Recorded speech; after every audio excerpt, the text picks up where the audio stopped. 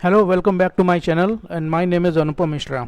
आज का जो हमारा टॉपिक होने वाला है वो क्लास 9 बी हाइव जो इंग्लिश लिटरेचर की बुक है, text book for class 9th NCERT द्वारा प्रिस्क्राइब्ड। उस बुक में की एक पोएम आज हम पढ़ेंगे। पोएम का नाम है the snake trying, explained and narrated by Anupam Mishra.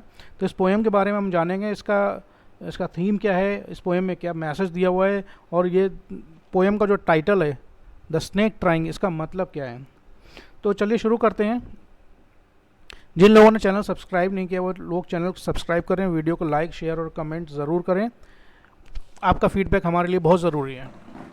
चलिए शुरू करते हैं। About the poem. This is the law of nature that all living organism try their best to save themselves from being hit और killed when they see a danger approaching and their life is at risk. देखिए, ये प्रकृति का नियम है कि जब भी जितने भी लिविंग ऑर्गेनिज्म हैं इस दुनिया में, चाहे वो ह्यूमन बीइंग्स हो, एनिमल्स हो, बर्ड्स हो या कोई दूसरे लिविंग ऑर्गेनिज्म, वो हमेशा जब कभी भी उनको ये एहसास होता है, whenever they feel that their life is at risk, they try to save themselves from being killed और फ्रॉम बीइंग हिट। यानी कि जब भी कोई लिविंग ऑर्गेनिज्म को लगता है, उसमें इंसान भी आते हैं, कि उनके जीवन के लिए खतरा हो सकता है या कोई उनको मारने आ रहा है, तो वो अपने आप को बचाने की पूरी कोशिश करते हैं। जब भी उन्हें ये महसूस होता है कि उनकी लाइफ रिस्क पर है, उनके जीवन के साथ कुछ भी हो सकता है, कोई उनको मार सकता है, पीट सकता है, जान से ही मार सकता है। In this poem, the poet describes an incident in which a snake tries to escape from being hit by a stick held by a person who is trying to kill it. इस poem में basically क्या बात की गई है? इस poem में poet एक स्नेक के माध्यम से एक मैसेज देने की कोशिश करता है। वो मैसेज क्या है, इस पोएम अभी हम पोएम शुरू करने से पहले उसके बारे में भी बात करेंगे। तो पोएम में क्या कहा, एक इंसिडेंट को डिस्क्राइब कर रहा है पोइट, और वो इंसिडेंट है क्या कि उसमें इस पोएम में एक स्नेक है, एक सांप है। वो जब देखता है कि एक व्यक्ति एक छड़ी लेकर या डंडा लेकर उसकी तरफ आ रहा है मारने के लिए, या उसका इंटेंशन उसको शायद जान से मारने का ही हो, तो जैसे ही वो सांप उस व्यक्ति को अपनी तरफ आता देखता है, वो वहाँ से भागने की कोशिश करता है और भागकर पानी के बीच में से होते हुए और रीड्स जो होते हैं, खरपतवार जो प्लांट्स होते हैं, उनके पीछे जाकर अपनी जान को बचा लेता है, वहाँ से छुप जाता है और उस व्यक्ति की नज़रों से गायब हो जाता है। He tries to point out that human beings think that all the snakes are dangerous because of their venom, but the fact is that all snakes are not venomous, therefore they are harmless.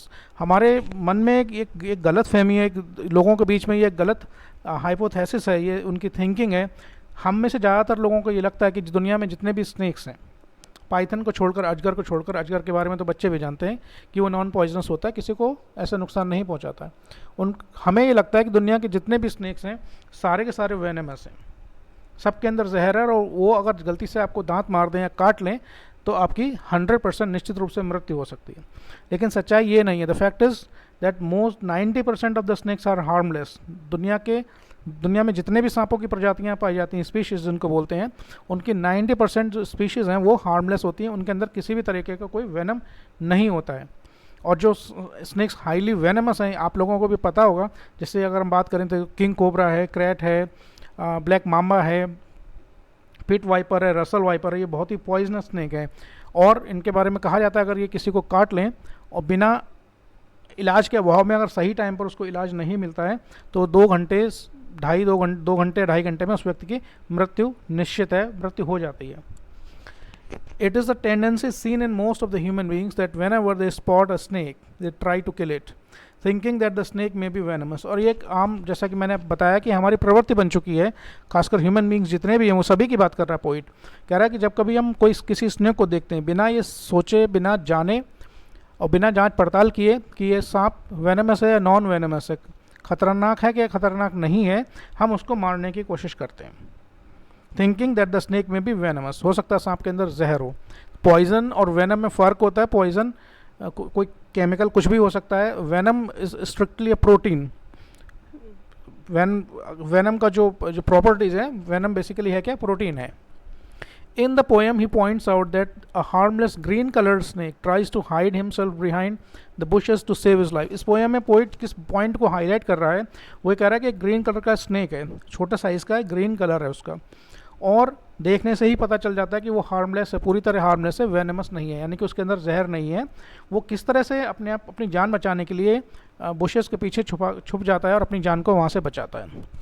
The poem is written in blank words therefore there is no rhyming scheme. इस point को मैंने highlight किया है। बहुत सारी poems आपने ऐसी पढ़ी होंगी जिनमें राइमिंग स्कीम कुछ भी नहीं होती। आपने पढ़ा होगा ए बी बी या ए बी सी करके। उस पोएम में एक पैराग्राफ में जितनी भी लाइन्स होती हैं वो लास्ट के जो वर्ड्स होते हैं ना किसी ना किसी लाइन से राइम करते हैं, किसी ना किसी वर्ड से राइम करते हैं। ये जो पोएम है इसमें राइमिंग वर्ड्स नहीं हैं, इसलिए ये पोएम जो है इसको कहते हैं कि ये ब्लैंक वर्स में लिखी गई है। फ्री वर्स और ब्लैंक वर्स दोनों का मतलब एक ही है। ब्लैंक वर्स का मतलब होता है मुक्त छंद। मुक्त छंद का मतलब ये है कि जिनके वर्ड्स किसी लाइन के लास्ट वर्ड्स आपस में राइम नहीं करते किसी भी लाइन से। The poem gives us a message that every organism has the right to live, therefore we should not show cruelty against them. Poet इस पोएम के माध्यम से हमें एक संदेश देना चाहता है, एक मैसेज देना चाहता है कि दुनिया में जितने भी लिविंग ऑर्गेनिज्म हो, चाहे वो बहुत छोटे हों या फिर बहुत बड़े, सबको जीने का अधिकार है। Everyone has got right to live. उनको मारना नहीं चाहिए। तो इसीलिए वो हमसे अपील करता है कि इस तरह के जानवरों को मारना नहीं चाहिए, क्योंकि सबको अपना जीवन जीने का अधिकार है। ये तो पोएम का थोड़ा सा बैकग्राउंड, ये कह सकते हैं इंट्रोडक्शन मैंने आपको दिया। अब चलते हैं पोएम की तरफ। The snake trying written by W.E. Ross. W.E. Ross के द्वारा ये पोएम लिखी गई है। पोएम का टाइटल है द स्नेक ट्राइंग। ट्राई का मतलब होता है कोशिश करना। और जैसा कि हम ऑलरेडी इंट्रोडक्शन में बात कर चुके हैं, वो स्नेक किस चीज़ की कोशिश कर रहा है। He is trying to escape in order to save his life. वो अपनी जान बचाने के लिए वहाँ से भागने की कोशिश कर रहा है। चलिए पोएम पढ़ते हैं। ये देखिए ऑलरेडी कुछ वर्ड्स मैंने, जो लाइंस हैं, कुछ वर्ड्स होंगे या कुछ लाइंस हैं जिनको मैंने ऑलरेडी हाईलाइट किया रेड कलर से। ये जो लाइंस हैं ये सारे के सारी पोएटिक डिवाइसेस हैं जिनको अलंकार बोलते हैं, और वो कौन कौन से हैं मैं आपको अभी एक्सप्लेन करता हूँ। पहले पोएम पढ़ते हैं, उसका मतलब समझते हैं word for word. The snake trying to escape the pursuing stick with sudden curving of thin long body, how beautiful and graceful are his shapes, he glides through the water away from the stroke.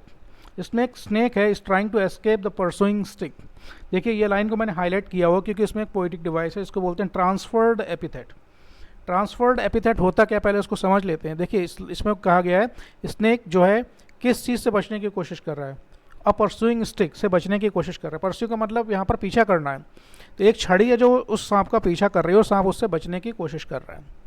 तो इसमें pursuing जो है adjective का काम कर रहा है। तो ट्रांसफर्ड एपिथेट वो पोएटिक डिवाइस होती है जिसमें जो एक्शन वाला वर्ड है, यानी जो एडजेक्टिव है, वो जिस नाउन के पास यूज़ किया जाता है उस नाउन पर से रिलेट ना होकर किसी दूसरे नाउन पर उसका जो एक्शन है वो ट्रांसफ़र होता है। कैसे होता है देखिए, इसको समझते हैं।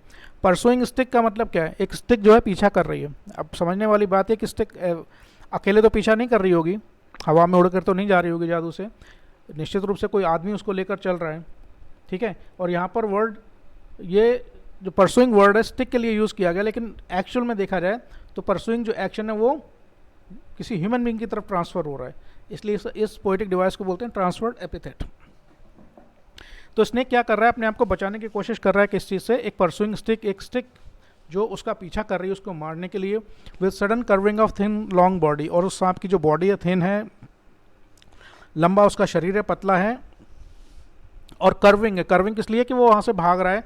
भागने में सांप की जो चाल होती है वो थोड़ी सी जिगजैग होती है, कर्विंग टेढ़ी मेढ़ी सी चाल होती है।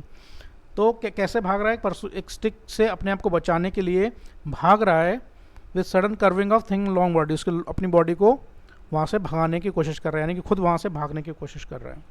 How beautiful and graceful are his shapes. Poet कह रहा है कि देखो कितना सुंदर दृश्य है, उसकी जो शेप है जब वो चल रहा है वहाँ से भाग रहा है, कितनी ब्यूटीफुल और कितनी ग्रेसफुल है, कितनी सुंदर है और कितनी ग्रेसफुल है।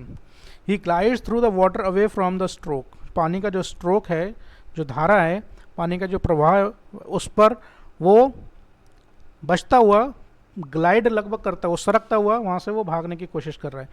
जो ये लाइन है जिसको मैंने रेड कलर से हाईलाइट किया है, इसमें भी एक पोएटिक डिवाइस है, इसको बोलते हैं पर्सोनिफिकेशन।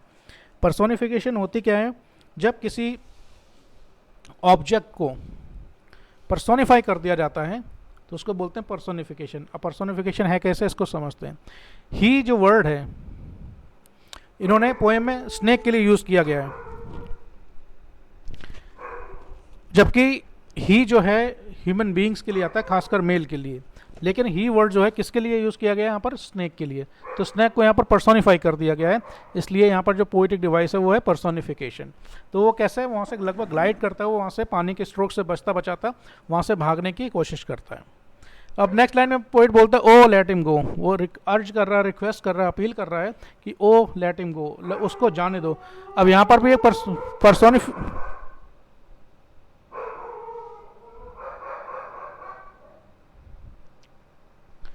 यहाँ पर भी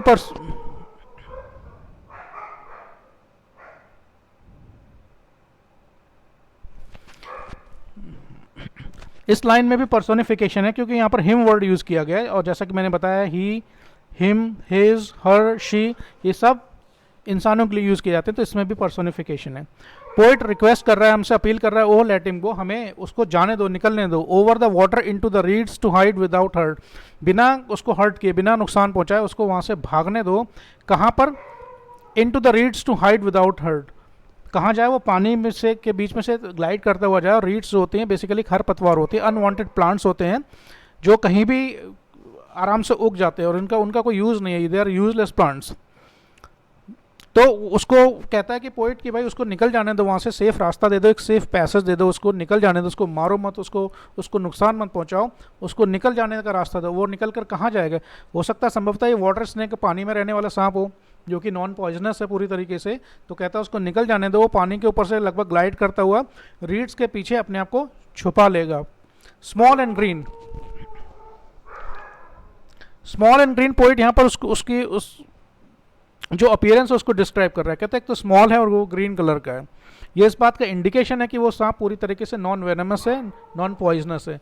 तो इसीलिए वो अगली लाइन में बोलता है he is harmless even to children, क्योंकि वो स्मॉल साइज़ का है, ग्रीन है, तो ये इंडिकेशन है कि वो नॉन पॉइजनस है और वो इतना ज़्यादा सीधा सादा सा सांप है कि वो बच्चों को भी नुकसान नहीं पहुंचाएगा। इस लास्ट वाली लाइन को मैंने हाईलाइट किया क्योंकि उसमें भी एक पोइटिक डिवाइस है, इसको बोलते हैं एलिट्रेशन। एलिट्रेशन क्या होता है कि जब किसी लाइन में कोई एक particular sound, mostly consonant sound repeat होता है 2 या 2 से ज़्यादा बार, तो वहाँ पर उसको जो अलंकार होता है इंग्लिश में एलिट्रेशन बोलते हैं, हिंदी में अनुप्रास अलंकार। तो ही इज़ हार्मलेस, एच साउंड यहाँ पर रिपीट हो रहा है, तो इसमें जो पोइटिक डिवाइस है वो क्या है, एलिट्रेशन। आगे बढ़ते हैं। Along the sand he lies until observe, देखिए ही फिर यूज़ किया गया है, तो यहाँ पर अगर पोइटिक डिवाइस पूछी जाए तो क्या है यहाँ पर पर्सोनिफिकेशन है, इसको हाईलाइट कर देते हैं। ऑलराइट, अगर पूछा जाए, पैराग्राफ आए और पूछा जाए कि इसमें पोइटिक डिवाइस कौन सी है, तो आप यहाँ पर बोल सकते हैं यहाँ पर पर्सोनिफिकेशन है। अब कहता है along the sand he lies until observe, वो रेत पर आराम से लेटा हुआ आराम कर रहा है और जब तक कोई इसको स्पॉट नहीं करता, जब तक कोई इसको देखता नहीं, तब तक वो आराम से लेटा हुआ है। और फिर कोई व्यक्ति इसको देखता है, छड़ी से उसको मारने की, भगाने की कोशिश करता है, वो छड़ी उसका पीछा करती है, वो क्या करता है, and now he vanishes into ripples among the green slim reeds. Reeds ये वर्ड दोबारा आया है, तो कहता है कि वो अपने आप को कहाँ छुपा लेता है, वो रिपल्स, पानी की जो छोटी छोटी धाराएं होती हैं उनमें से भागता हुआ, जो ग्रीन कलर की स्लिम पतली पतली जो खरपतवार है, ग्रामीण भाषा में क्या बोलते हैं इसको मुझे पता नहीं है, वो रीड्स जो होते हैं, जैसा कि मैंने बोला अनवांटेड प्लांट्स होते हैं जो कहीं पर भी उगवाते हैं अपने आप, उनके पीछे भागकर अपने आप को बचाने की कोशिश करता है और अंततः वो सफल हो जाता है अपने उसमें, और वो वहाँ से गायब हो जाता है।